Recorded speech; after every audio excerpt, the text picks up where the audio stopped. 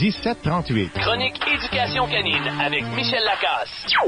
Ah, bonjour Michel Lacasse. Bonjour. Ça va bien? Oui, toi? Oui, ça va super bien. Hey Michel, on a 2 sujets. C'est intéressant ce matin. On va parler des bienfaits du renforcement positif pour entraîner son chien, mais aussi sur la Ville de Québec qui veut faire stériliser les chats. Oui, absolument. Bienfait du renforcement positif. On parle de méthode d'entraînement et d'une étude qui est sortie et qui a été publiée dans le Journal of Veterinarian Behavior dernièrement. Une étude qui nous révèle que l'entraînement en renforcement positif rend les chiens moins stressés que l'entraînement avec des techniques qui sont aversives et que la relation des chiens entraînés en renforcement positif est aussi beaucoup plus forte avec leur maître. Okay. Ça, c'est pas une grande découverte parce qu'on savait déjà tout ça, mais l'étude comporte quand même des éléments qui sont vraiment intéressants et c'est la raison pour laquelle je veux en parler.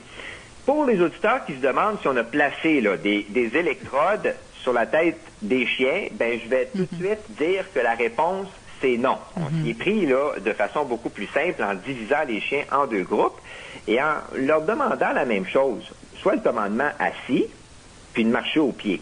Il y avait le groupe des chiens entraînés en renforcement positif et l'autre, des chiens entraînés avec d'autres méthodes. Okay. Et on a remarqué que les chiens entraînés en renforcement positif, lorsqu'on leur demandait de s'asseoir, le faisaient sans aucun signe de stress, comparativement à l'autre groupe de chiens dans lequel il y en avait qui se lichaient le museau et qui bâillaient. Et ça, c'est 2 signes évidents d'inconfort.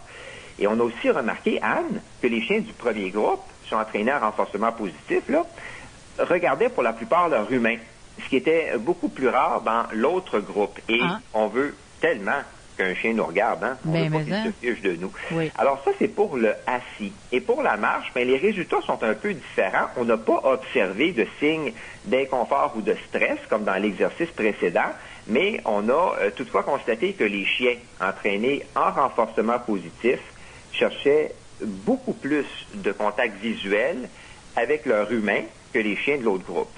Ah, mais c'est bien. Alors, il y avait encore une différence, là. Et si on revient brièvement sur l'absence, du signe ou des signes de stress, je dois préciser que pour le assis, on s'est servi d'un commandement verbal, alors que pour la promenade, on n'a rien dit, évidemment. Alors, est-ce que les chiens ont associé le mot assis à quelque chose de négatif?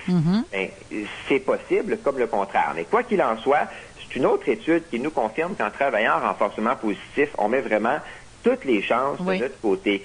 C'est tellement motivant pour l'animal et bien sûr, ça ne peut pas faire autre chose que de rendre encore plus belle notre relation avec lui et donner aussi des résultats rapides parce que je l'ai déjà dit, tout comportement qui est récompensé est toujours appelé à se répéter. Et ça, c'est la beauté de la chose lorsqu'on travaille évidemment en renforcement positif. Puis ça marche bien. Oui, c'est vrai que ça fonctionne bien. Ben oui. La Ville de Québec, Michel, tu me disais, veut faire stériliser les chats, mais il y en a-tu assez?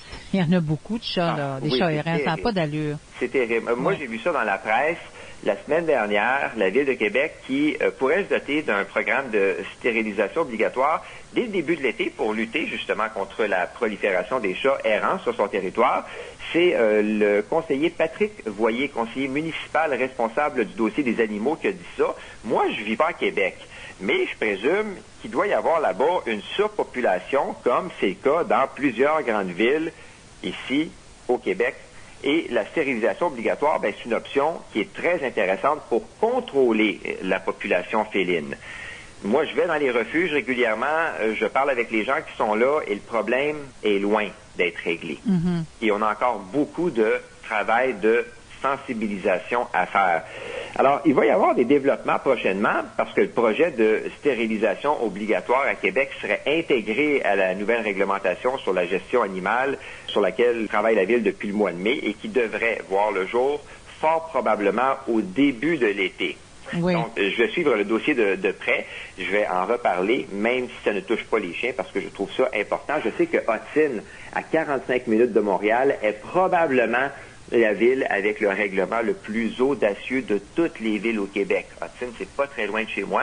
Et plus il y aura de villes qui vont prendre des initiatives, mieux ce sera pour le bien-être de nos animaux. Et on parle évidemment d'initiatives qui sont intelligentes, pas des affaires niaiseuses, des initiatives intelligentes, c'est ce qu'on veut. Et si Québec emboîte le pas avec ça, il y en a plusieurs autres qui vont suivre, hein? Ben, je présume que oui. Écoute, je peux pas parler pour toutes les villes. C'est un petit peu comme les histoires de Pitbull et tout. Par contre, si ça a bien du bon sens, si ça donne des résultats, ben, il y a sûrement d'autres villes qui vont décider de faire comme Québec.